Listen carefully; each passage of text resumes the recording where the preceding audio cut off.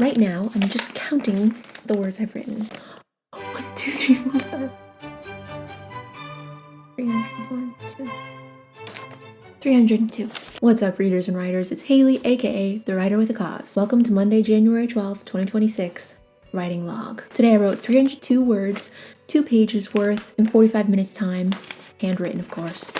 And the focus was on free writing fiction. So I wasn't working on the project I talked about in yesterday's log. This is just something brand new, just to get the writing juices flowing. And my goal today was really simple, just to write, because I knew it was going to be a busy Monday. Hence the challenge of today. Although getting started was difficult, once I did get started and was about halfway through this page, I found a good rhythm and I could start to see the story arc more clearly. So the plan for tomorrow is to wake up earlier and get a solid 2 hours of writing in before the day even starts. Yeah. Okay, we'll see. We'll see how that goes. That would require going to bed early tonight. My favorite quote from what I wrote today is, "The further we matriculated, the better they understood how to twist and burn my nerves with a squealing exactitude. They were more like an agentic AI creeping towards sentience than a cluster of adolescents." You have to see what that all means this Sunday. What I read today. I read the very beginning pages of Infinite Jest by David Foster Wallace, and in doing so, picked up some fabulous writing techniques, might I say. For instance, there was this paragraph on page 10 in my PDF version of the text that reads, "It's clear that this really pretty sincere yellow dean at left is emissions, and surely the little aviarian figure at right is athletics, then, because the facial creases of the shaggy middle dean are now pursed in a kind of distance to front, and I'm eating something that makes me really appreciate the presence of whatever I'm drinking along with it.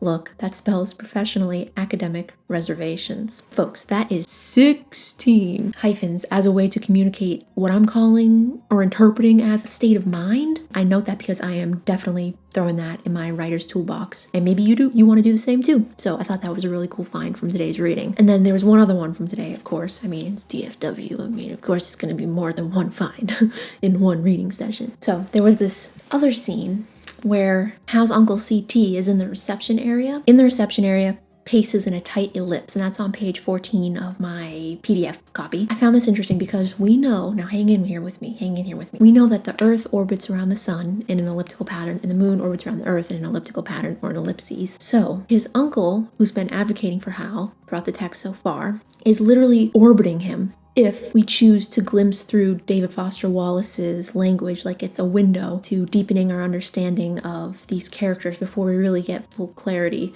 on who they are, the full situation, and what Hal's predicament is. I just thought that was some fun writing that shows how you can be inventive and communicate more than one thing in one full sweep of the pen.